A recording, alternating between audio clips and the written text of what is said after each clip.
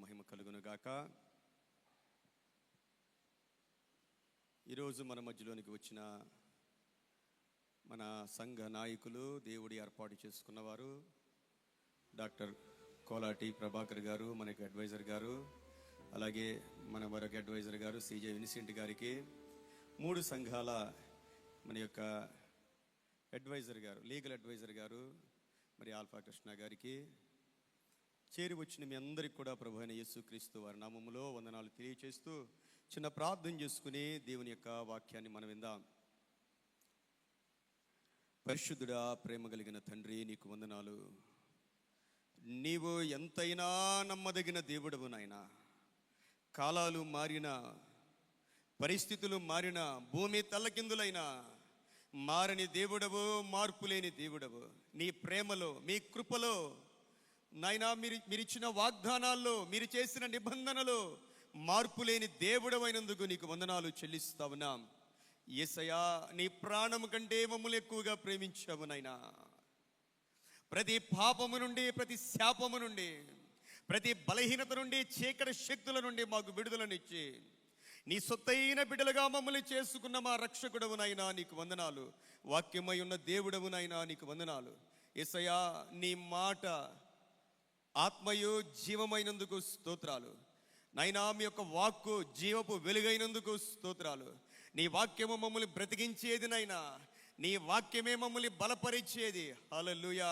లేని వాటిని ఉన్నట్టుగా చేసేది నీ వాక్యమే గనుక నీ వాక్కును మాలోనికి పంపండి. మమ్మల్ని సంపూర్ణంగా వెలుగుతో మీరు నింపండి. మీ ఆశీర్వాదముతో నింపండి. నీ బలముతో మమ్మల్ని నింపండి. పరిశుద్ధాత్మదేవా, మీరే మాతో మాట్లాడండి నాయన. సమస్త మహిమ మీకు కలుగును గాక. యేసుక్రీస్తు వారి పరిశుద్ధ నామములో వేడుకొని ప్రార్థిస్తూ ఉన్నాను తండ్రి, ఆమేన్. మన 3 సంఘాల ఆడిటర్ గారు వినోద్ గారికి కూడా ప్రభు నామములో వందనాలు తెలియజేస్తా ఉన్నాను. ఈ సమయంలో అపోస్తలుడైన పౌలు గారు కొరింథీయులకు రాసిన పత్రిక, మొదటి పత్రిక, 1వ అధ్యాయము 9వ వచనాన్ని చదువుదాం. కొరింథీయులకు రాసిన పత్రిక, మొదటి పత్రిక, 1వ అధ్యాయము 9వ వచనం. మన ప్రభువైన యేసుక్రీస్తు అను తన కుమారుని సహవాసమునకు మిమ్మును పిలిచిన దేవుడు నమ్మదగినవాడు. దేవునికి మహిమ కలుగునుగాక. మన దేవుడు నమ్మదగిన దేవుడు. మన దేవుడు ఏం చేశాడంటే, మన ప్రభువైన యేసుక్రీస్తు అను తన కుమారుని యొక్క సహవాసానికి మనల్ని పిలిచిన దేవుడు. పౌలు గారు కొరింథీ సంఘానికి వ్రాస్తూ సుమారు కొరింథీ ప్రాంతంలో 18 నెలలు అక్కడ సేవ చేశాడు ఆయన. ఆ ప్రాంతంలో భయంకరమైన విగ్రహారాధనలో ఉన్నవారిని, భయంకరమైన పాపములో ఉన్నవారిని దేవుని వైపు నడిపించి వారికి ఉత్తరం రాస్తూ అని అంటూ ఉన్న మాట ఏంటంటే, మన ప్రభువైన యేసుక్రీస్తు అను తన కుమారుని సహవాసమునకు పిలిచిన దేవుడు నమ్మదగిన దేవుడు. దేవాది దేవుడు మనల్ని ఎందుకు పిలిచాడు అంటే, బైబిల్ గ్రంథంలో అనేకమైన కారణాలు ఉన్నాయి. అందులో ఒకటి ఏంటంటే, యేసుక్రీస్తుతో మనము సహవాసము చేయడానికి పిలువబడ్డాం. యేసయ్యతో మనం మాట్లాడడానికి, ఆయన స్వరాన్ని మనం వినడానికి, ఆయనతో మన యొక్క సమయాన్ని గడపడానికి, ఆయనతో కలిసి జీవించడానికి. యేసు ప్రభు అన్నారు, నేను ద్రాక్షావళిని, మీరు తీగలు అన్నారు.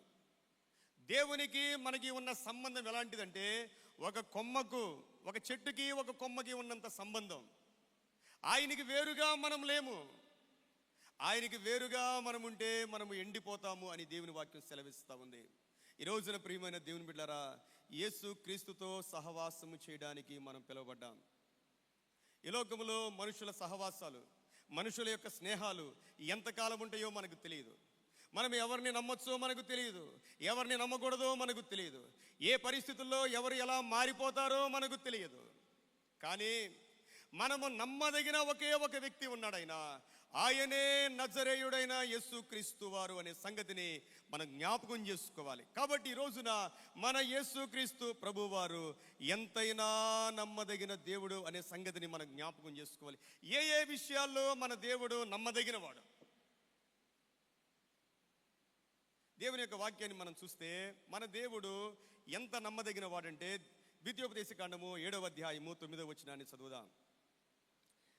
ద్వితీయోపదేశ కాండము 7వ అధ్యాయము 9వ వచనములో, కాబట్టి నీ దేవుడైన యెహోవా తానే దేవుడనియు తన్ను ప్రేమించి తన ఆజ్ఞలను అనుసరించి నడుచుకున్న వారికి తన నిబంధనను స్థిరపరచువాడును 1000 తరముల వరకు కృపచూపువాడును నమ్మదగిన దేవుడనియు. చూడండి, మన దేవుడు 1000 తరాల వరకు కృప చూపించే దేవుడు. ఆయన దేవుని ఆశీర్వాదాలు, దేవుని స్నేహము ఒక్క తరముతో ఆగిపోదు. ప్రియమైన దేవుని బిడ్డలారా, ఈ రోజున దేవుని కొరకు మనం జీవిస్తే దేవుడు మన బిడ్డలను, మన బిడ్డల బిడ్డలను, మన బిడ్డల బిడ్డలను తరతరాల్ని జ్ఞాపకం చేసుకునే దేవుడు. ఆయన దేవుడు అబ్రహామును బట్టి ఇస్సాకును, ఇస్సాకును బట్టి యాకోబును, యాకోబును బట్టి 12 గోత్రముల వారిని దేవుడు దీవిస్తూనే ఉన్నాడు. అలనాడు దేవుడు అబ్రహాముకు వాగ్దానం చేశాడు, నిన్ను అనేక జనములకు ఆశీర్వాదకరంగా చేస్తానన్నాడు. ఈ రోజున మనము అబ్రహాము యొక్క సంతానం. ఈరోజు మనం దీవించబడ్డామంటే దానికి దేవుడు అబ్రహామును దీవించాడు. అబ్రహామును బట్టి దేవుడు యూదుల్ని దీవించాడు, అన్య జనులు కూడా దీవించాడు. ప్రియమైన దేవుని బిడ్డలారా, ఈరోజు మనం ఎంత సంతోషంగా ప్రభు ఇచ్చిన రక్షణలో మనం ఉన్నామంటే దేవుడు అబ్రహాముకి ఇచ్చిన వాగ్దానములో ఆ నిబంధనలు మనము కూడా ఉన్నాము అనే సంగతిని మనం జ్ఞాపకం చేసుకోవాలి. దేవుడంట తనను ప్రేమించే వారిని, దేవుడు మనల్ని ప్రేమించడం ఒక ఎత్తు, మనం తిరిగి దేవుణ్ణి ప్రేమించడం ఇంకొక ఎత్తు. దేవుణ్ణి మనం ప్రేమించాలి. దేవుణ్ణి ప్రేమించకుండా దేవుని కొరకు మనం ఏది చేసినా వ్యర్థమే. కొరింథీయులకు రాసిన పత్రిక 13వ అధ్యాయం అంతా ప్రేమ గురించే ఉంటుందండి. అసలు ప్రేమ అంటే ఏంటి, దేవుని ప్రేమ అంటే ఏంటని అధ్యాయం మొత్తం ప్రేమే. ప్రేమ లేకుండా మనం ఏది చేసినా వ్యర్థమే. ప్రేమ లేకుండా ఎన్ని ఆత్మ వరాలున్నా వ్యర్థమే. అన్నిటికంటే ప్రేమ ముఖ్యమైనది. ప్రేమ లేకుండా మనం ఆస్తి అంతా ఇచ్చినా కూడా వ్యర్థమే అని పౌలు గారు తెలియజేస్తూ ఉన్నారు. దేవుణ్ణి మనం ప్రేమించాలి. మనం ఎవరినైనా ప్రేమించినప్పుడు వాళ్ళ కోసం ఎన్ని కష్టాలైనా పడతాం, ఎన్ని అవమానాలైనా పడతాం. మన బిడ్డల్ని మనం ప్రేమిస్తాం, వారి కోసం మనకు తిండి లేకపోయినా వారిని మనం అన్ని విషయాల్లో మంచిగా చూస్తాం. మనం దేవుణ్ణి కూడా మనం ప్రేమించినప్పుడు దేవుని కొరకు మనం ఏదైనా చేయగలుగుతాం. ప్రియమైన దేవుని బిడ్డలారా, ఆయన్ని మనం ప్రేమించాలి. మొట్టమొదటిగా ఆయన్ని మనం ప్రేమించాలి. రెండవది ఆయన ఆజ్ఞలను అనుసరించి మనం నడుచుకోవాలి. ఎవరైతే ఆయన్ని ప్రేమించి ఆయన ఆజ్ఞల్ని అనుసరించి నడుచుకుంటారో దేవుడంట తన నిబంధనను స్థిరపరిచే దేవుడు. ఏ నిబంధన అయితే దేవుడు అబ్రహాముకి ఇచ్చారో, నోవాహు గారికి ఇచ్చారో, మన పితరులకు ఇచ్చారో ఆ నిబంధనను మన పట్ల దేవుడు స్థిరపరిచే దేవుడై ఉన్నాడు. ఆయన్ని ప్రేమించాలి, ఆయన ఆజ్ఞలను అనుసరించి నడుచుకోవాలి.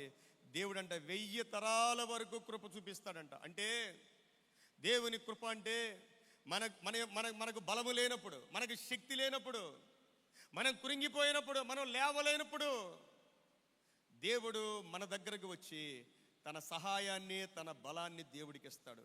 ఎన్ని తరాలకు ఇస్తాడంట ఆయన? 1000 తరాల వరకు దేవుడు తన కృపను చూపించే దేవుడు. మీరు చేసే భక్తి మీతోనే ఆగిపోదు.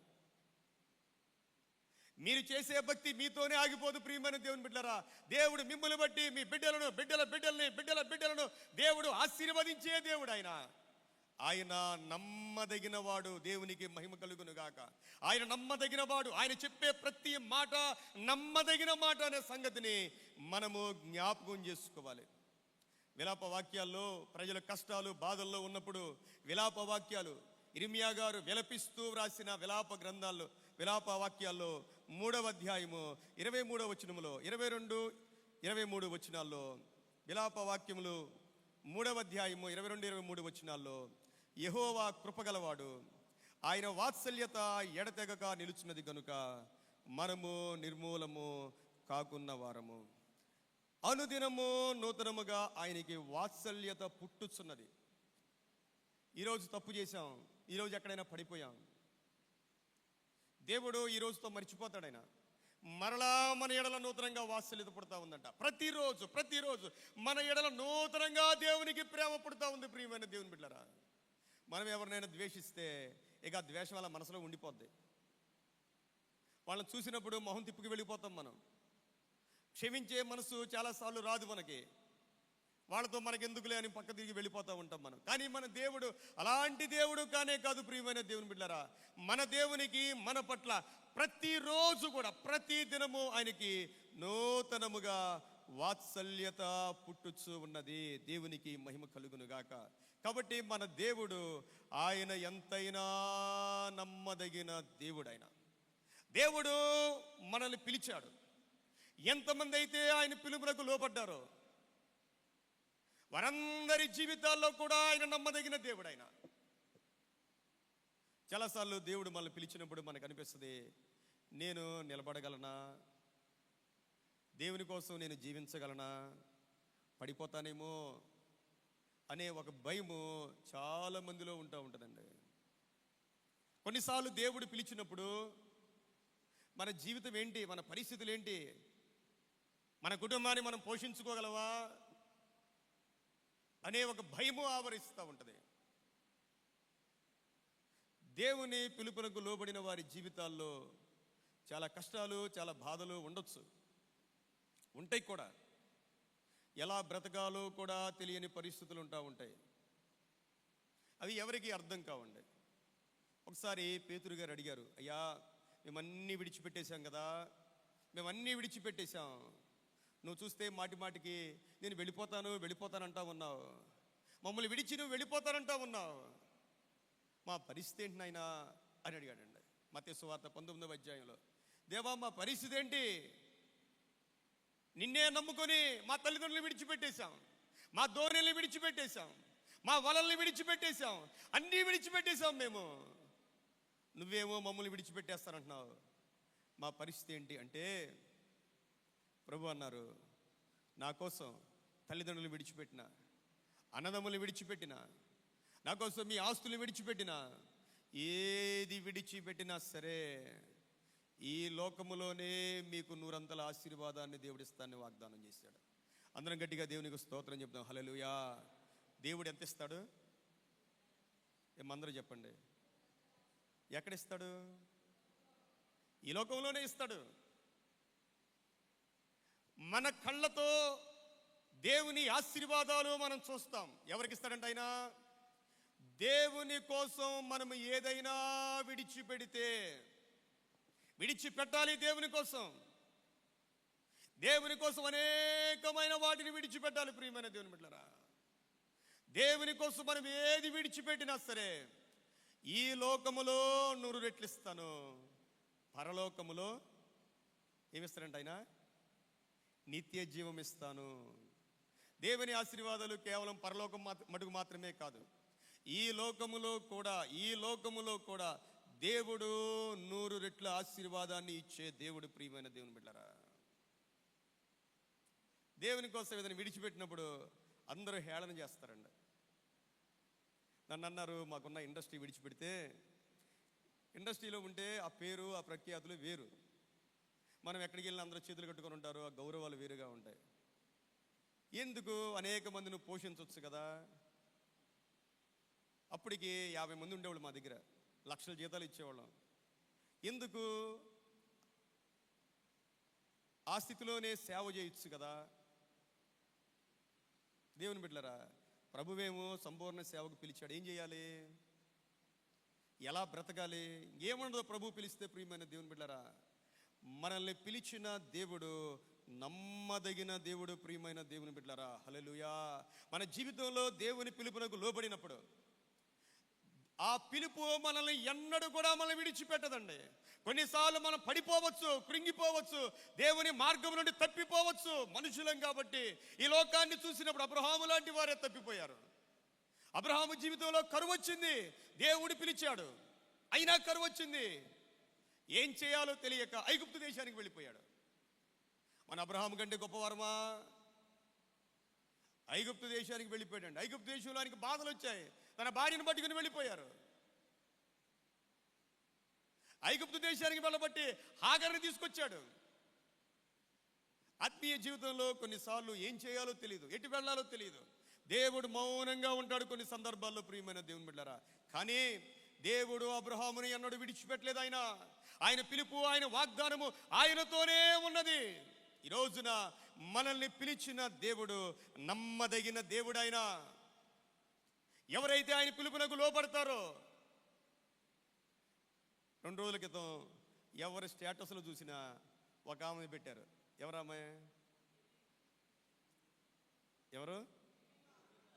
జెమిమా రోడ్రిగ్స్ కదండి. ఒక క్రైస్తవురాలు ఉండి ఒక ప్లేయర్గా ఉండడం చాలా అంత తేలికైన పని కాదు. ఎందుకంటే నేను కూడా మా అబ్బాయిని ఒక 6-7 సంవత్సరాలు తెగ ప్రాక్టీస్ చేయించాను. మావాడు కూడా క్రికెట్ ప్లేయరే. అందులో ఎన్ని బాధలు ఉంటాయో, ఎన్ని రాజకీయాలు ఉంటాయో, ఎన్ని కష్టాలు ఉంటాయో అది వాళ్ళకే తెలుస్తాయి. చదువు కన్నా ఆటలాడించడం చాలా కష్టం అండి. ఆటలు చాలా కాస్ట్లీ కూడా. ఎన్ని రాజకీయాలు ఉంటాయంటే మనం తట్టుకోలేం. ఆమె చిన్న వయసులోనే వాళ్ళ నాన్నగారు మహాభక్తిపరుడు అండి. ఆయన వీళ్ళకి ఏం చేశారంటే 2023 సంవత్సరంలో వాళ్ళకి ముంబైలో ఆ జింకానా గ్రౌండ్లో వారికి ఒక ఆనరబుల్ సభ్యత్వాన్ని ఇచ్చారు, చాలా గౌరవం. ఆయన ఏం చేశాడంటే ఆయన సువార్త ఆయన జీవితమే సువార్త. ఇంకా 35 సార్లు మీటింగ్లు పెట్టాడంట ఆయన. అంత తేలిక కాదండి. దేవుని కోసం నిలబడితే, దేవుని పేరు చెప్తే. మీరు చూడండి, ఆస్ట్రేలియా మీద గెలవడం అంటే చాలా కష్టం. అది అంత టార్గెట్. చాలామంది క్రికెట్ తెలిసే ఉంటుంది. వేరే వాళ్ళ పేర్లు అయితే మెయిన్ పేపర్లు వేస్తారు, పెద్ద పెద్ద హెడ్డింగ్లు వేస్తారు. ఆమె వేస్తారా? నో, వేయరు. ఎందుకు? ఆమె డైరెక్ట్గా ప్రభు గురించి చెప్పిందండి. ప్రపంచం మొత్తానికి యేసు ప్రభు గురించి చెప్పింది ఆమె. యేసు ప్రభు గురించి, ఆయన నాతో ఉన్నాడు, నాతో నడిపించాడు. సభ్యత్వం తీసేశారండి. 23లో ఇచ్చారు, 24లో తీసేశారు. చాలా అవమానకరమైన రీతిలో తీసేశారు. ఆ తర్వాత కూడా అంతకుముందు మ్యాచ్లో కూడా తీసేశారు ఆమెని. ఎంత ప్రార్థన చేసి ఉంటుందో ఆమె గిటారిస్ట్ అంటండి. ఆమె దేవుని కోసం పాటలు పాడేవాళ్ళు, వాయిద్యాలు వాయించే వాళ్ళని దేవుడు బహుగా దీవిస్తాడు. మీరు ఎప్పుడైనా గుర్తుపెట్టుకోండి. ఎందుకంటే నన్ను గణపరచు వారిని, కానీ ఆ పాడేది, ఆ వాయించేది ప్రభు కోసమే పాడాలి, ప్రభు కోసమే వాయించాలి. ఏ తలాంతు ఉన్నా సరే మనుషుల కోసం, మనుషుల మెప్పు కోసం మనం చేయకూడదండి. దేవుని కోసం హృదయపూర్వకంగా చేస్తే దేవుడు చూడాలి. దేవుడు ఆమెను హెచ్చించిన విధానం, ప్రియమైన దేవుని బిడ్డలారా, ఎక్కడ అవమానం పొందిందో దేవుడు దానికి 100 ఆశీర్వాదాన్ని ఇచ్చాడు. ప్రియమైన దేవుని బిడ్డలారా, 100 ఆశీర్వాదం. అది దేవునిలో ఉన్న గొప్పతనం. ఈ రోజున మన ప్రభువు నమ్మదగిన దేవుడు. ఆయన మీరు జ్ఞాపకం చేసుకోండి, దేవుని కోసం నువ్వు ఎక్కడైనా అవమానం పొందావంటే దేవుడు ఆ స్థితి నుండి నువ్వు ఊహించని విధంగా ఆశీర్వదించే దేవుడై ఉన్నాడు. యోసేపును అవమానపరిచారు. ఎవరు అవమానపరిచారు? యోసేపును అవమానపరచడం కాదండి, చంపేయాలనుకున్నారు. అంత ద్వేషం ఎందుకు? ఏం చేశాడు ఆయన? ఆయన చేసిన తప్పుల్లో ఏంటంటే తండ్రి ప్రేమించాడు. ఎందుకంటే చిన్న వయసులోనే యోసేపు తల్లి చనిపోయింది, రాహేలు చనిపోయింది. యోసేపు ఇంకా చిన్నవాడే. యాకోబుకి రాహేలు అంటే చాలా ఇష్టం. తల్లి లేదు కాబట్టి ఎక్కువగా ప్రేమించాడు, పగబట్టేశారు. తల్లి లేకపోయినా యోసేపు చిన్నప్పటి నుండి కూడా దేవుడు అంటే భయభక్తులు కలిగి ఉన్నాడు. దేవుని సన్నిధిలో నీతిగా ఉన్నాడు. తన అన్నయ్యలు ఏదైనా తప్పు చేస్తే తన తండ్రికి చెప్తా ఉండేవాడు. అవే కారణాలు. మనల్ని ఎవరైనా ఎప్పుడైనా ఎక్కువగా ప్రేమించినా మనకు డేంజరే తెలుసండి. మనుషులు మనల్ని ఎక్కువగా, ఒకవేళ దేవుడు నిన్ను బహుగా దీవించినా డేంజరే. దేవుడు ఇస్సాకును బహుగా దీవించాడు, 100 దీవించాడు. ఇస్సాకును దీవిస్తే జరిగింది ఏంటంటే ఇస్సాకు మీద అసూయ పడ్డారు. దేవునికి మహిమ కలుగును గాక. సొంత అన్నలు చంపేద్దాం అనుకున్నారు. చివరికి ఎందుకులే అని చెప్పేసి అమ్మేశారు. దేవుడు ఏం చేశాడు? ఎవరైతే అలాగూ చేశారో వాళ్ళే యోసేపు కాళ్ళకి సాష్టాంగ నమస్కారం చేశారు. మన దేవుడు నమ్మదగిన దేవుడు. ప్రియమైన దేవుని బిడ్డలారా, యోహాను పత్రిక మొదటి అధ్యాయము 9వ వచనాన్ని చదువుదాం. యోహాను పత్రిక మొదటి అధ్యాయము 9వ వచనం.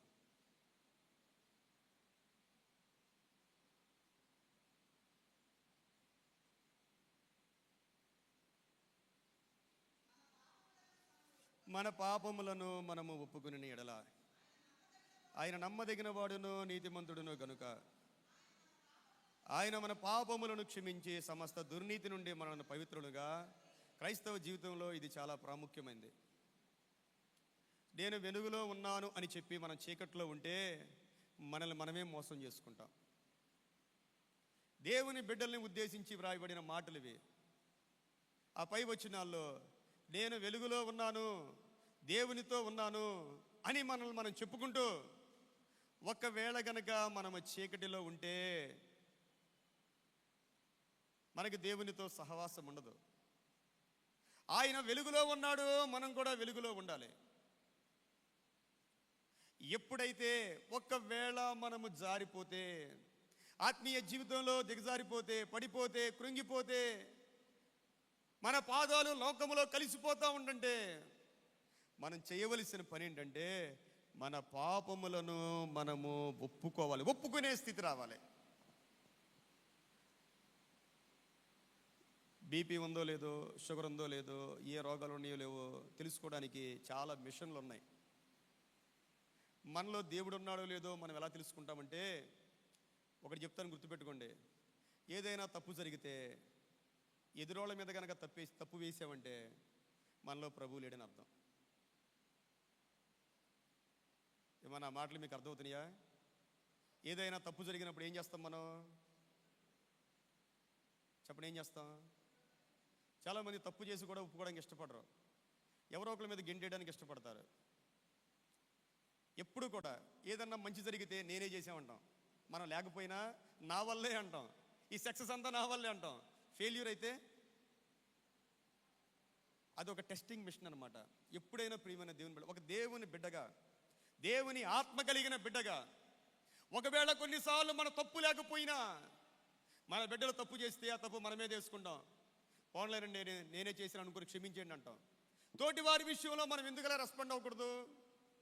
దేవుని ఆత్మ కలిగిన ఎవరైనా సరే దేవుని దగ్గర క్షమాపణ అడిగే లక్షణం మనం కలిగి ఉండాలి. ప్రియమైన దేవుని బిడ్డరా, మన పాపాలని మనం ఒప్పుకోవాలి, దేవునితో సమాధానపడుట. యేసుక్రీస్తు ప్రభు వారు చెప్పిన మాట మత్తయి సువార్తలో 5వ అధ్యాయం 24వ వచనం అనుకుంటా.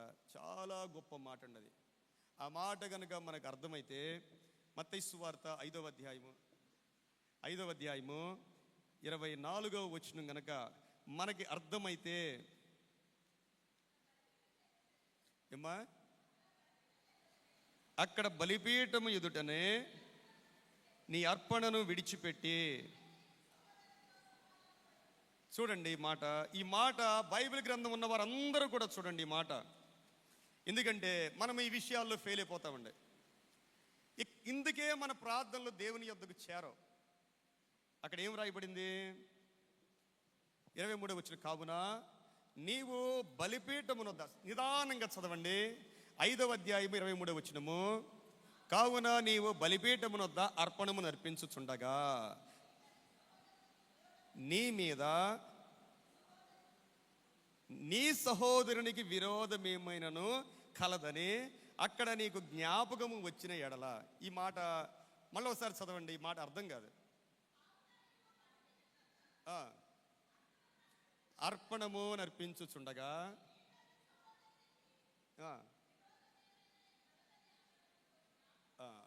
నేనే అనుకోండి, నేను అర్పణ అర్పిస్తున్నా. అర్పణ అంటే అది ప్రార్థనే కావచ్చు, పాటే కావచ్చు, ఏదైనా దేవుని పని కావచ్చు. లేకపోతే దేవునికి ఒక కానుక ఇవ్వాలనుకున్నా నేను అనుకొని దేవుని సన్నిధికి వచ్చాను, ప్రార్థన చేస్తున్నాను. దేవా అని నేను ప్రార్థన చేయగానే నాకు గుర్తొచ్చిందంట. ఏం గుర్తొచ్చింది? నా మీద ఎవరికో కోపం ఉంది. నాకు కాదండి, నా మనసు బాగానే ఉంది. నేను చాలా ప్రేమగా ఉన్నాను, నేను చాలా ఆప్యాయతగా ఉన్నాను. కానీ నా మీద ఎవరికో కోపం ఉంది. ఎవరికో, ఎందుకో తెలియదు. తప్పు నాదో తెలియదు, తప్పు ఆడదో తెలియదు. ఏం చేయాలంటే నేను ఏం చేయాలంట? ఫస్ట్ అర్పణ అర్పించడం మానేయి, ప్రార్థన చేయడం మానేయి, వాక్యం చెప్పడం మానేయి, నువ్వు కానుక ఇవ్వడం మానేయి. ఏం చేయాలి? ముందు వాళ్ళతో సమాధానపడు. దేవా తప్పు నాది కదా అనకూడదు. మనం తప్పు నేను చేయలేదు కదా అనకూడదు. మనం ఏంటంటే మనకి పౌరుషం ఎక్కువ. నాకేం తక్కువ అండి, నాకేముంది, నాకేం తక్కువ అని ఎందుకు రాజీ పడాలి? ఎందుకు నేను సమాధాన పడాలి? అది మన ఇష్టం. ఇంకా దేవుడు చెప్పాడు అంతే. నీకు దేవుడు కావాలి, దేవుడి సమాధానం కావాలి, దేవుడిని ప్రార్థన వినాలి, దేవుడిని అంగీకరించాలి, దేవుడిని హెచ్చించాలి అంటే మనం చేయవలసిన పనులు, ప్రియమైన దేవుని బిడ్డలారా, మనము మన తోటి వారి యొక్క అపరాధాలు క్షమించకపోతే మన దేవుడు మన అపరాధములను క్షమించడు. కాబట్టి మనం ఏ తప్పు చేసినా దేవుని దగ్గర ఒప్పుకోవాలి. మనం చేసిన తప్పులు ఎదుటి వారి మీద ఎన్నడూ వేయకూడదు. దేవుడు అట్టి వారిని క్షమించడు. ప్రియమైన దేవుని బిడ్డలారా, మన తప్పులు కనుక ఎదుటి వారి మీద వేసి మనం చేతులు దులుపుకుంటే మనుషుల దృష్టిలో మనం నీతిమంతులుగా కనపడతామేమో, కానీ దేవుని దృష్టిలో ఎన్నటికీ ఆ పాపాలు పోవు. ప్రియమైన దేవుని బిడ్డలారా, ఒప్పుకోవాలి. దావీదు మహారాజు ఒప్పుకున్నాడు. అయ్యా, నేను పాపము చేశాను అన్నాడు. నా పాపాలు క్షమించు అన్నాడు. నీ ఆత్మను నా యుద్ధ నుండి తీసివేయొద్దు అన్నాడు. నాయనా, నీవిచ్చిన రక్షణానందాన్ని తీసివేయొద్దని దేవుని సన్నిధిలో ప్రార్థన చేశాడు. తన అతిక్రమములను ఒప్పుకునేవాడు ఏమవుతాడంట? ఆయన అతిక్రమములు దాచిపెట్టువాడు వర్ధిల్లడు, వాటిని ఒప్పుకొని విడిచిపెట్టువాడు కనికరము పొందును. దేవునికి మహిమ కలుగును గాక. మరొక విషయాన్ని చదువుదాం. కొరింథీయులకు రాసిన పత్రిక, మొదటి పత్రిక 10వ అధ్యాయము 13వ వచనాన్ని చదువుదాం. కొరింథీయులకు రాసిన పత్రిక, మొదటి పత్రిక 10వ అధ్యాయము 13వ వచనం. సాధారణముగా మనుషులకు కలుగు శోధన తప్ప మరి ఏదియో మీకు సంభవింపలేదు. దేవుడు నమ్మదగిన వాడు, మీరు సహింపగలిగినంత కంటే ఎక్కువగా ఆయన మిమ్మల్ని శోధింపబడనీయడు. అంతేకాదు, సహించగలుగుటకు ఆయన శోధనతో కూడా తప్పించుకుని మార్గమును కలుగ చేయను. దేవునికి స్తోత్రం. శోధనలు ఎక్కడి నుంచి వస్తాయి? శోధనలు ఎప్పుడు కూడా ప్రభు దగ్గర నుంచి రావు. మన జీవితాల్లో శోధనలు వచ్చినాయి అంటే కొన్నిసార్లు దేవుని పరీక్షలు ఉంటాయి మన జీవితంలో. అపవాది శోధిస్తూ ఉంటాడు. అపవాది శోధించడానికి కూడా దేవుడు పర్మిషన్ ఇవ్వాలి. దేవుని పర్మిషన్ లేకుండా మన జీవితంలోనికి ఏ శోధన, ఏ కష్టం, ఏ బాధ, ఏ రోగం కూడా రానే రాదు. ఎవరైనా మనల్ని అవమానపరిచారు అంటే దేవునికి తెలుసు. మన జీవితంలో బాధలు ఉన్నాయంటే దేవునికి తెలుసు. దేవునికి తెలియని ఏ కష్టం కూడా మన జీవితంలో లేదు. ప్రియమైన దేవుని బిడ్డలారా, మనకు వచ్చే ప్రతి శోధన, అందరికి వచ్చే శోధనలే, సాధారణంగా మనుషులకు వచ్చే శోధనలే మనకే వస్తాయి. ప్రభు అంటున్నా ఉన్నాడు, ప్రభువు నమ్మదగిన వాడు. దేవునికి స్తోత్రం. ఆయన సహింపగలిగినంత, అంతకు మించి ఏ శోధన రానివ్వడు. నీ జీవితంలో నువ్వు ఎంతవరకు సహించుకోగలవో అంత మటుకు మాత్రమే దేవుడు శోధనలకు అవకాశాన్ని ఇస్తాడు. యోబు జీవితం, యోబు మహాభక్తుడండి. యోబు గారు, ఆయన ప్రార్థన, ఆయన విశ్వాసం, ఆయన భక్తి ఎంత గొప్పదంటే 10 మంది బిడ్డలు చనిపోయినా, ఆస్తంతా పోయినా యెహోవా ఇచ్చెను, యెహోవా తీసుకునెను, యెహోవా నామమునకు స్తుతి కలుగునుగాక. మన భక్తి ఎంత గొప్పగా ఉంటుందో మన జీవితంలో అన్ని దెబ్బలు తిన్నా మనం నిలవగలం. కొన్నిసార్లు చిన్న చిన్న వాటికే మన పిల్లలకు కొంచెం జ్వరం వస్తేనో, అనారోగ్యం వస్తేనో, ఇబ్బంది వస్తేనే తలడిల్లిపోతూ ఉంటాం. ఎందుకంటే మన భక్తి కొంచెమేనండి. కానీ మన భక్తి ఎక్కువగా ఉంటే, దేవుని ఎక్కువగా ప్రేమిస్తే ఎంత చెట్టుకి తుఫాన్లు వచ్చినాయి, పెద్ద చెట్లు పడిపోతాయా, గడ్డి మొక్కలు పడిపోతాయా? ఏమ్మా, తుఫాన్ అంతా దేని మీదకి వస్తుంది? తుఫాన్ అంతా పెద్ద పెద్ద చెట్ల మీదకి వస్తాయండి. పెద్ద పెద్ద విశ్వాసులు, పెద్ద భక్తులు, దేవుడు ఎందుకున్న నాయకులు, వాళ్ళ మీదకే తుఫాన్లు వస్తాయి. గడ్డి పరకల మీదకి ఎప్పుడు తుఫాన్ రాదు. ప్రియమైన దేవుని బిడ్డలారా, దేవుడు నమ్మదగిన వాడు. దేవునికి స్తోత్రం, హల్లెలూయా. మన జీవితాల్లో ఎలాంటి శోధన వచ్చినా నీవు సహింపగలిగినంతే, అంతకు మించి దేవుడు రానివ్వడండి. ఈరోజు నీకు ఆర్థిక సమస్యలు, నీ ఆరోగ్య సమస్యలు, నీ కుటుంబ సమస్యలు, ఎన్ని సమస్యలు నిన్ను చుట్టుముట్టినా సరే నీవు సహించుకోగలిగినంత మటుకే దేవుడు అనుమతినిస్తాడు. ఆ శోధనలో ప్రభు మనతో ఉంటాడు. ఆ శోధనలో మనం ప్రార్థన చేసే వ్యక్తులుగా మారాలి. దేవుని మీద ఆధారపడే వ్యక్తులుగా మారాలి. ఆ శోధనలో కూడా దేవుణ్ణి స్తుతించే వ్యక్తులుగా మనము మారిపోవాలి. ప్రియమైన దేవుని బిడ్డలారా, మారిపోవాలి.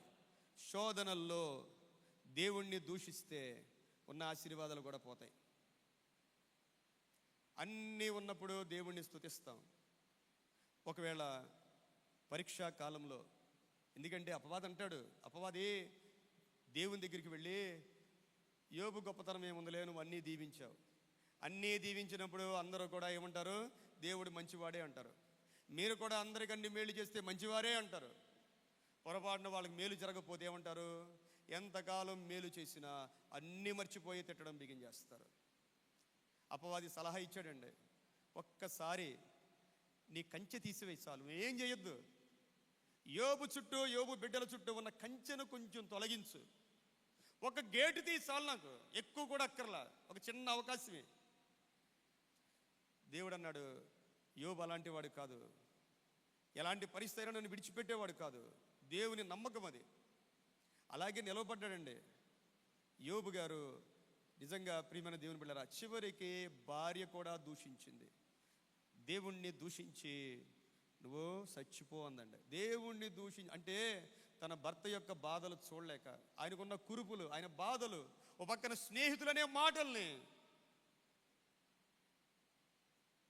దేవునికి మహిమ కలుగు. మనల్ని పిలిచిన దేవుడు నమ్మదగిన దేవుడు. అలాంటి పరిస్థితుల్లో ఒక్క మాట కూడా దేవుణ్ణి దూషించలేదు. ప్రియమైన దేవుని బిడ్డలారా, కొన్నిసార్లు ఎవరైనా చనిపోతే ఎన్ని మాట్లాడారో, పాస్టర్ గారు దేవుడు అన్యాయం చేసేసాడు, పాస్టర్ గారు దేవుడు మోసం చేసేసాడండి, నా దేవుడు నన్ను మోసం చేసేసాడని ఎంతమంది అంటూ ఉంటారో. ఆ మాట మన నోటి నుండి ఎప్పటికీ రాకూడదు. ప్రియమైన దేవుని బిడ్డలారా, దేవునికి ఎవరిని మోసం చేయడం రాదు. దేవుడికి ఎవరికి అన్యాయం చేయడం దేవునికి రాదు. తిమోతికి రాస్తూ పౌలు గారు అనే మాట ఎంత గొప్ప మాట అండి. 2వ పత్రిక 2వ అధ్యాయము 13వ వచనములో, తిమోతి పత్రిక 2వ పత్రిక 2వ అధ్యాయము 13వ వచనములో,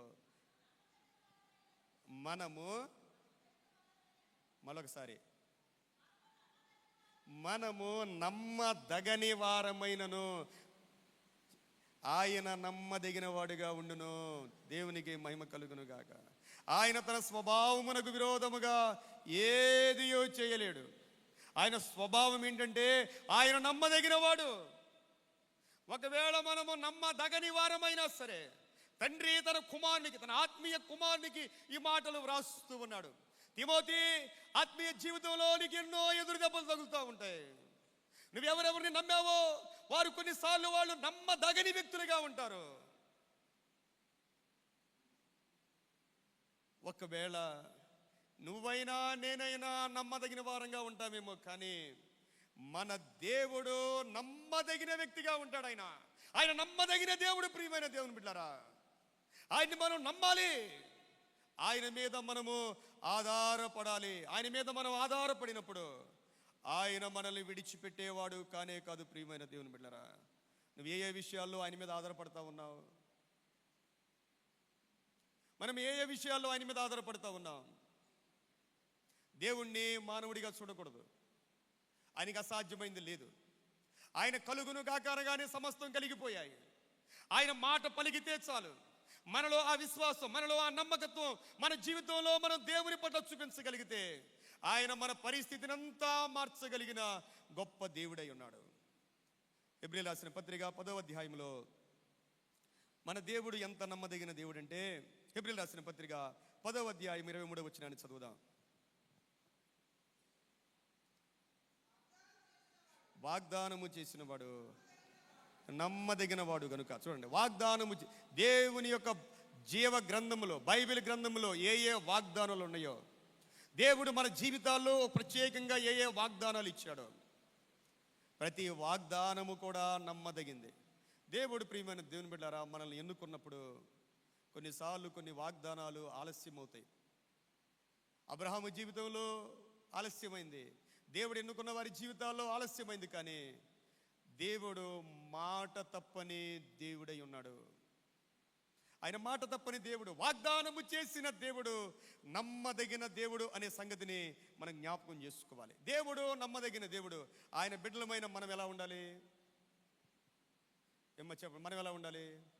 యేసుప్రభు అన్నారు, నీ మాట అవునంటే అవును, అలా ఉండాలండి. ఫలానా వ్యక్తి అండి దేవుని బిడ్డండి, ఆయన మాట అంటే మాటేనండి, ఆయన మాట అంటే మాటేనండి. మనం ఒకటి పలికాము అంటే 100% ఆ మాట మీద మనం నిలబడాలి. ఎందుకంటే మనం దేవుని బిడ్డలం, ప్రియమైన దేవుని బిడ్డరా. లూకా సువార్తలో 16వ అధ్యాయంలో యేసు ప్రభు అన్నారు, మిక్కిలి కొంచెములో నమ్మకంగా ఉండువాడు ఎక్కువలోనూ నమ్మకముగా ఉండును, మిక్కిలి కొంచెములో అన్యాయముగా ఉండువాడు ఎక్కువలోనూ అన్యాయముగా ఉండును. లూకా సువార్త 16:10. మిక్కిలి కొంచెములో నమ్మకంగా ఉండేవాడు.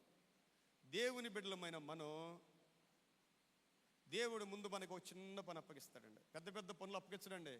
చాలాసార్లు మనం గాల్లో మేడలు కడుతూ ఉంటాం. ఎప్పుడు కూడా దేవుడు పెద్ద పెద్ద పనులు ఎవరికి అప్పగించడు, ముందు చిన్న పని అప్పగిస్తాడు. దావీదు రాజవ్వాలి అంటే దేవుడు దావీదుకి అప్పగించిన పని గొర్రెలు కాయమన్నాడు. అంతే. తండ్రి గొర్రెలు కాశాడు. మిగిలిన అన్నయ్యలు ఎవరు గొర్రెలు కాసినట్లేదు. దావీదు చరిత్రలో ఆయన జీవితం వేరుగా ఉంటుంది. గొర్రెల్ని కాసే విషయంలో నమ్మకంగా ఉన్నాడు. ఎంత నమ్మకం అంటే సింహాలు వచ్చినా, ఎలుగుబంట్లు వచ్చినా వాటిని కాపాడగలిగాడు, వాటితో పోరాడి కాపాడగలిగాడు. చిన్న చిన్న పనుల్లో నమ్మకం. ఆ తర్వాత అభిషేకం పొందిన తర్వాత ఒక చిన్న బాధ్యత, రాజుగారి దగ్గర ఆయన ఆయుధాలు మూసేవానిగా. అంచెలంచెలుగా మనం ఎదగాలి. ప్రియమైన దేవుని బిడ్డలారా, చిన్న పనిలో మనం నమ్మకంగా ఉంటే దేవుడు చూస్తాడు. అంతే. ఒకేసారి పెద్దది దేవుడు కూడా ఎవరి సామర్థ్యాన్ని బట్టి వారికి ఇస్తాడంటాడు. మత్తయి సువార్త 25వ అధ్యాయంలో మనకు తెలిసిన వాక్యమే ఇది. మత్తయి సువార్త 25వ అధ్యాయము 13వ వచనం నుండి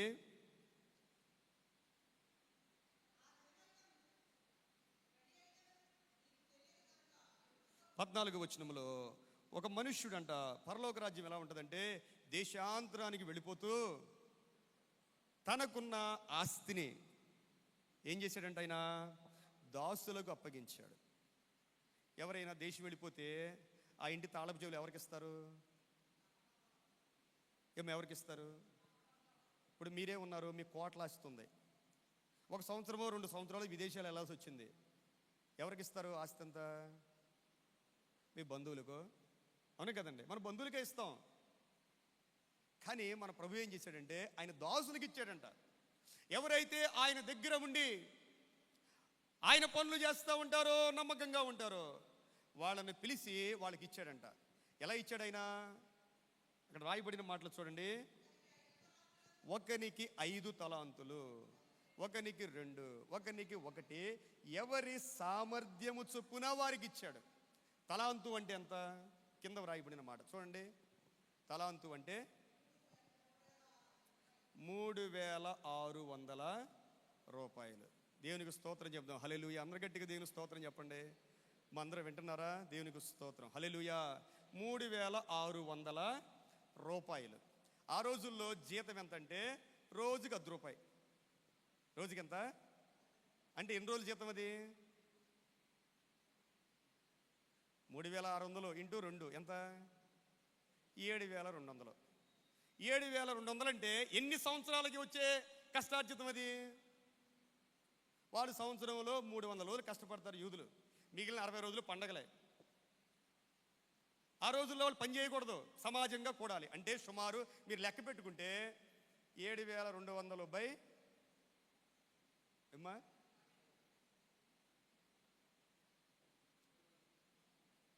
30, సుమారు 24 సంవత్సరాలు కష్టపడితే వచ్చే జీతం అది.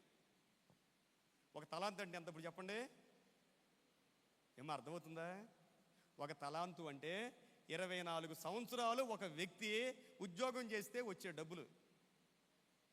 ఒక ఆయనకేమో 1 తలాంతు ఇచ్చాడు, ఇంకొక ఆయనకేమో 2 తలాంతులు అంటే 48 సంవత్సరాలు కష్టపడితే ఎంత ఉంటుందో అంత ఇచ్చాడు.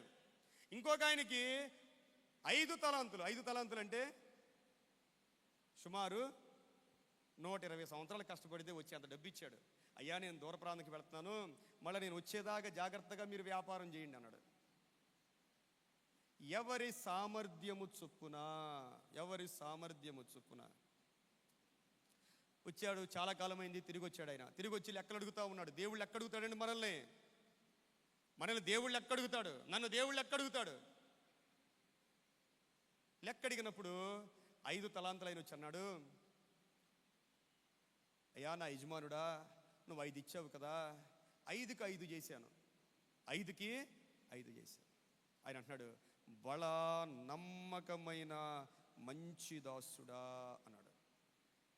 బలా నమ్మకమైన మంచి దాసుడా. ఎంత గొప్ప మాట ప్రియమైన దేవుని బిడ్డలారా. ఆ తర్వాత 2 తలాంతులు ఆయన వచ్చాడండి. 2 తలాంతులు ఆయన వచ్చి యజమానుడితో అన్నాడు, అయ్యా నువ్వు నాకు 2 ఇచ్చావు కదా, 2కి 2 చేశాను. దేవునికి స్తోత్రం. బలా నమ్మకమైన మంచి దాసుడా, నువ్వు అనేకమైన వాటి మీద అధికారిగా ఉండు, అనేకమైన వాటి మీద అధికారిగా ఉండు. ఒక్కటున్న ఆయన వచ్చాడండి. ఆయన ఏం చేశాడంట, మీరు జాగ్రత్తగా ఆలోచించండి.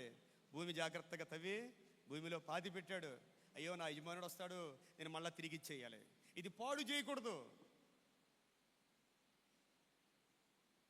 ఏంటి నువ్వేం వ్యాపారం చేయలేదా, కొంచెం కూడా డెవలప్మెంట్ లేదా, ఇలాగే ఉండిపోయింది ఏంటి అంటే ఈయన రివర్స్ అయిపోయాడండి. నువ్వు విత్తన చోట కోసేవాడివి, ఏమ్మా పంటని చోట కోసేవాడివి, నువ్వు ఎలాంటోడివి అలాంటోడివి అని అనేస్తున్నాడండి మాటలు. మన యజమానులకు వ్యతిరేకంగా మనం మాట్లాడుతున్నామంటే మనలో ఉన్న ఆత్మ కరెక్ట్ కాదు. ఒక నాయకుడి మీద మనం మాట్లాడుతున్నామంటే మనలో ఉన్న ఆత్మ కరెక్ట్ కాదు. మీరు జ్ఞాపకం చేసుకోవాలి, మనలో పరిశుద్ధాత్మ దేవుడు ఉంటే మనం మాట్లాడే విధానం మారిపోద్ది. ప్రియమైన దేవుని బిడ్డలారా, ఈ ముగ్గురులో డబ్బుని ఎవరు పాడు చేశారు చెప్పండి అమ్మా. ముగ్గురులో ఎవరు పాడు చేశారు? పాడు చేశాడా? ఏమ్మా పాడు చేశాడా? ఏం పాడు చేయలా, దాచిపెట్టాడు. చూడండి, దేవుడిచ్చిన తలాంతుని మనం పాడు చేయక్కర్లా, వాడకపోవడమే పాపం. దేవుడిచ్చిన తలాంతుని వాడకపోవడమే పాపం. దేవుడు చాలా మందికి తలాంతులు ఇస్తాడండి. మన దగ్గర చాలా మందికి ఉంటాయి తలాంతులు. తలాంతు లేని వ్యక్తి అంటూ ఉండడు. అసలు తలాంతు లేని వ్యక్తి లేడండి. ఏదో ఒకటి. ఎంతమంది వాడుతున్నారు? ఈరోజు దేవుడు నీకు ఇచ్చిన తలాంతుని నువ్వు వాడుతున్నావా లేదా? దేవుని కోసం వాడుతున్నావా లేదా? నేను వస్తున్నాను వెళ్ళిపోతున్నాను అంటే ఏమ్మా మన జీవితాలు అలాగే ఉంటాయి. దేవుని కోసం, దేవుని సంఘం కోసం మనం ప్రయాసపడాలి. ప్రియమైన దేవుని బిడ్డలారా, మనం ప్రయాసపడాలి. ఈ రోజున మనం ఇంత మంచి మందిరాల్లో ఉన్నామంటే అలనాడు మన అడ్వైజర్లు అందరూ పడిన కష్టాలే. కొంతమంది ప్రభు దగ్గరికి వెళ్ళిపోయారు. వాళ్ళ కష్టం, వాళ్ళ ప్రయాసం అని వినడం మర్చిపోకూడదు. ప్రియమైన దేవుని బిడ్డలారా, మనం కూడా ఈరోజు కష్టపడితే, మనం కూడా ప్రయాసపడితే రాబోయే తరాలకి మనల్ని కూడా దేవుడు వాడుకుంటాడు. ప్రియమైన దేవుని బిడ్డలారా, దేవుడిచ్చిన తలాంతుని వాడుకొని ప్రతి వారు కూడా ఎదురు మాట్లాడతారు. మీరు గమనించండి, ఎవరైనా కొన్నిసార్లు మనలో అందరు నిలదీస్తాం, ఎదురు మాట్లాడతాం, ఏదో చేసేస్తాం. కారణం ఏంటంటే దేవుడిచ్చిన తలాంతుని మనం దేవుని మహిమ కోసం వాడలేకపోతా ఉన్నాం. మన దేవుడు నమ్మదగిన వాడు, ఆయన ఎవ్వరికి అచ్చి ఉండేవాడు కానే కాదు. ప్రియమైన దేవుని బిడ్డలారా, ఎవ్వరికి అచ్చి ఉండడు. ఆయన నామం పేరట గిన్నెడు చన్నీళ్ళు ఇచ్చినా సరే దేవుడు తప్పకుండా ప్రతిఫలం ఇస్తానని వాగ్దానము చేసిన గొప్ప దేవుడై ఉన్నాడు. దేవునికి మహిమ కలుగునుగాక. ఒక స్పోర్ట్స్ పర్సన్ గురించి ఒక మాట చెప్తాను మీకు. ఎరిక్ లిడిల్ అనే ఒక ఆయన ఉన్నాడు. ఆయన స్కాట్లాండ్కి చెందిన ఆయన, ఎరిక్ లిడిల్. ఈ ఆటల పోటీల్లో అన్నిటికన్నా పెద్దది ఏంటి చెప్పండి? పెద్ద కాంపిటీషన్స్ ఏమన్నా ఉన్నాయంటే ఒలింపిక్సే. 2024 సంవత్సరంలో ఆయన 100 మీటర్ల పరుగు పందెంలో పాల్గొనాలి. 100 మీటర్లో పాల్గొనాలి. కానీ ఆ రోజు ఆదివారం వచ్చిందండి. ఖచ్చితంగా ఆయన గోల్డ్ మెడల్ వచ్చేది. ఈయన ఏం చేశాడంటే ఆదివారం అని చెప్పేసి అందులో పాల్గొనకుండా ఆయన చర్చికి వెళ్ళిపోయాడు. వెంటనే పేపర్లో రాశారు, ఏమని? చాలా చెడ్డగా రాశారు. అనుకోకుండా 400 మీటర్ల కాంపిటీషన్లో ఆ దేశం తరపున పాల్గొనే ఆయనకి కొంత బాగోపోయేసరికి ఈయనకి అవకాశం వచ్చింది. ఈయన గోల్డ్ మెడల్ వచ్చేసిందండి. ఎరిక్ లిడిల్కి గోల్డ్ మెడల్ వచ్చింది. చూడండి, ఆదివారాలు ఎంతమంది 53 సంవత్సరంలో 53 ఆదివారాలు కూడా దేవునితో గడిపిన వాళ్ళు ఉన్నారా? ఒక్క ఆదివారం కూడా మానకుండా. మనకి మహా అయితే ఆదివారం శుక్రవారం 2 ఉంటాయి. ఏమ్మా, ఆదివారాలు శుక్రవారాలు ఎంతమంది ఉంటారు? 53 వారాలు కూడా దేవుని సన్నిధిలో కనపడే వాళ్ళు ఎంతమంది ఉంటారు? అసలు ఒలింపిక్స్లో పాల్గొనడం అంటే వాళ్ళు ఎన్ని సంవత్సరాలు వాళ్ళు ప్రాక్టీస్ చేస్తారో, ఎంత కష్టపడతారో. దేనికోసం అంటే, నేను దేవుని బిడ్డనే, ఆదివారం పూట నా దేవునికే కేటాయించాలి అనుకున్నాడు. ఆ తర్వాత చైనా దేశానికి మిషనరీగా వెళ్ళిపోయాడు ఆయన. 40 సంవత్సరాల వయసులోనే చైనాలో ఆయన చనిపోయాడు. చాలా పేరు, చాలా ప్రఖ్యాతులు, చాలా డబ్బు ఉంది, అన్ని విడిచిపెట్టేశాడు. జపాన్కి చైనాకి యుద్ధం జరిగినప్పుడు వాళ్ళ పిల్లల్ని భార్యని బిడ్డలు కెనడాలో పెట్టి ఆ దేశంలో సువార్త సేవ చేసి చనిపోయాడండి. అంత నమ్మకంగా మనం ఉండాలి ప్రియమైన దేవుని బిడ్డలారా. దేవునికి నమ్మకస్తులైన వారు కావాలి. ఈరోజు మనం చదివిన కీర్తనలో కూడా ఆయన కంట పరిచర్య చేయడానికి దేశంలో నమ్మకస్తులైన వారి కోసం దేవుడు ఎదురు చూస్తూ ఉన్నాడు. మనం చదివిన సంఖ్యాకాండం 12వ అధ్యాయం 7వ వచనంలో కూడా మోషే నా ఇల్లంతటిలో కూడా నమ్మకమైన వాడు. ఎందుకంటే మోషేకు వచ్చిన కష్టాలు మామూలు కష్టాలు కాదు. మోషే ఎప్పుడైతే ఫరో ఎదిరించాడో పెద్దలందరూ వ్యతిరేకమైపోయారు. కష్టాలు వచ్చినాయో ప్రజలందరూ వ్యతిరేకమైపోయారు. కూషు దేశపు స్త్రీని పెళ్లి చేసుకున్నాడో సొంత అన్నయ్య సొంత అక్క కూడా వ్యతిరేకమైపోయారు. ఒంటరివాడైపోయాడండి మోషే. మోషేకి వ్యతిరేకంగా అనేక మంది అందరూ వ్యతిరేకమైపోయారు. కనీసం ఒక్కళ్ళు కూడా మోషేకు అనుకూలంగా లేరు. ఆ సమయంలో దేవుడు దిగొచ్చి అంటా ఉన్నాడు. వాళ్ళు అంటా ఉన్నారు, నువ్వే ప్రవక్తవా, దేవుడు నీతోనే మాట్లాడుతున్నాడా, నువ్వే భక్తి పరుడువా, ఎలాగంటారండి. దేవుడు అన్నాడు, మీలో ఎవరైనా ప్రవక్తలు ఉంటే నేను దర్శనం ద్వారా కళ ద్వారా మాట్లాడతాను. నా సేవకుడైన మోషే అలాంటి వాడు కాదు, నేను ముఖాముఖిగా ఆయనతో మాట్లాడతాను. నా ఇల్లంతటిలో మోషే నమ్మకమైన వాడు, నా ఇల్లంతటిలో మోషే. ఈ మాట ప్రియమైన దేవుని బిడ్డలారా, మనం కూడా అందరికంటే నమ్మకమైన వారుగా ఉండాలి. దేవుడు కోరేది అదే, అందరికంటే నమ్మకంగా ఉండాలి. ఎన్ని లక్షల మంది యూదులు ఉన్నా సరే దేవుడు ఒక్క మోషే గురించి మాత్రమే మాట చెప్పాడు. దేవుడికి నమ్మకస్తులైన వారు కావాలి ప్రియమైన దేవుని బిడ్డలారా. ఈ మాటలు మీ హృదయంలో పెట్టుకోండి. ఇంకొక మాట, దేవుడు మరొకరి గురించి ఈ మాట చెప్పాడండి. హనన్యా గురించి దేవుడు ఈ మాటలు చెప్పాడు. నెహెమ్యా గ్రంథం 7వ అధ్యాయం 2వ వచనంలో నెహెమ్యా యొక్క హనన్యా అందరికంటే నమ్మకమైన వాడు. మనం కూడా మన జీవితంలో ఒక నమ్మకమైన వారుగా, ఇంకా చాలా విషయాలు ఉన్నాయి, సమయం అయిపోయింది ప్రియమైన దేవుని బిడ్డరా. దేవుని కొరకు జీవించాలి అంటే దేవుడు మనలో చూసేది మనం ఎంత నమ్మకంగా ఉంటున్నాం, దేవునికి ఎంత నమ్మకంగా ఉండగలుగుతా ఉన్నాం, ఆయన వాక్యానికి మనం ఎంత నమ్మకంగా ఉండగలుగుతున్నాం అనే సంగతిని మనము జ్ఞాపకము చేసుకోవాలి. పౌలు జీవితంలో కూడా కొద్దిమంది నమ్మకంగా ఉన్నారు. మరి దేవుని బిడ్డలమైన మనం కూడా నమ్మకమైన వారికి దేవుడు మెండైన దీవెనలు, దేవుని వాక్యం సెలవిచ్చేది ఒకటే, నమ్మకమైన వారికి మెండైన దీవెనలు, కొంచెం కాదండి, సమృద్ధి అయిన దీవెనలు ఇస్తానని దేవాది దేవుడు వాగ్దానం చేశాడు. కళ్ళు మూసుకుందాం, ప్రార్థన చేద్దాం. దేవుని దృష్టిలో మనం కూడా ఒక నమ్మకమైన వారుగా ఉండడానికి ఒక చిన్న ప్రార్థన. ప్రభువా, నీకు వందనాలు చెల్లిస్తావునా, నువ్వు మమ్మల్ని నమ్మావు నాయనా. మేము కూడా నిన్ను పూర్తిగా నమ్మడానికి, మేము కూడా నీకు నమ్మకస్తులుగా ఉండడానికి నాయనా మీ ఆత్మకార్యం మాలో జరిగించండి. మాలో ప్రతి ఒక్కరిని నమ్మకస్తులుగా తయారు చేయండి. ఏ విషయాల్లో ప్రభువా తండ్రి మేము బలహీనపడిపోతా ఉన్నామో ఆ విషయాల్లో ఈ రోజునైనా మీ నూతన శక్తి మాకు దయచేసి నీ కృపలో బలపరచమని యేసుక్రీస్తు వారి పరిశుద్ధ నామములో వేడుకొని ప్రార్థిస్తూ ఉన్నాను తండ్రి, ఆమేన్. సమస్త జ్ఞానమునకు మించిన దేవుని సమాధానము యేసుక్రీస్తు వలన మీ హృదయములకును తలంపులకును కావలి ఉండును గాక, ఆమేన్. ఈ సమయంలో మన ట్రెజరర్ గారు వారి యొక్క బృందం వచ్చి మరి కానుకలు స్వీకరిస్తూ ఉంటుండగా 575వ పాట కానుకల పాట పాడదాం.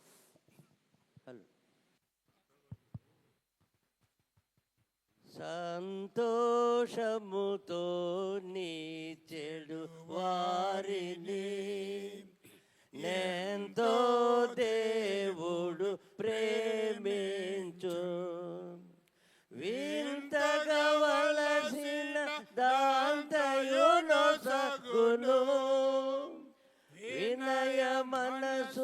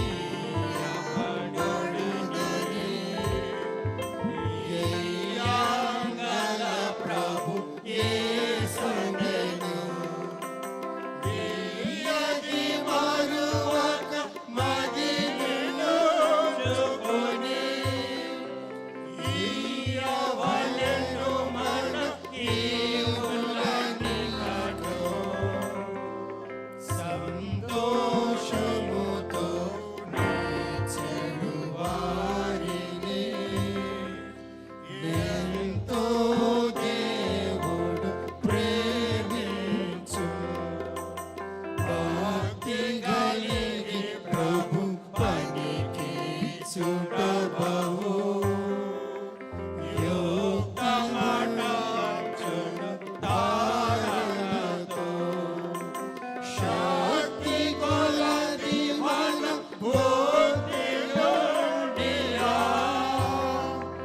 శక్తితో నిరతము నీయవలెను సంతోషముతో నిలిచెను వారిని ఎంతో దేవుడు ప్రేమించును.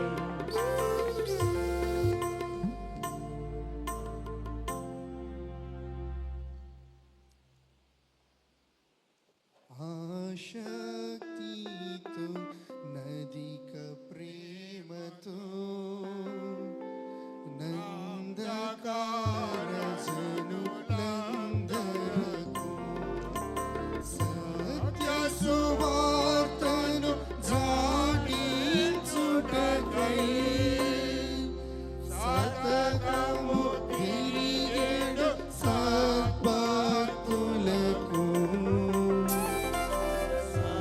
సంతోషముతో నిలిచెడు వారిని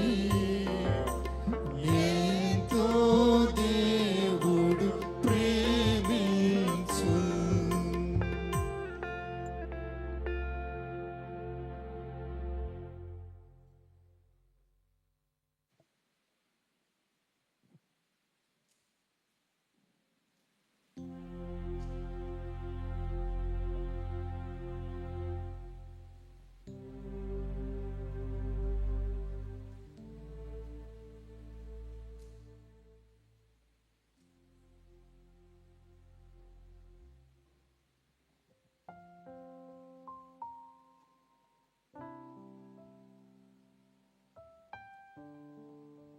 కానుకల కొరకు ప్రార్థన చేద్దాం. ప్రత్యేకమైన ప్రార్థన అవసరతలో ఉన్న వారి కోసం కూడా ఈ సమయంలో ప్రార్థన చేద్దాం.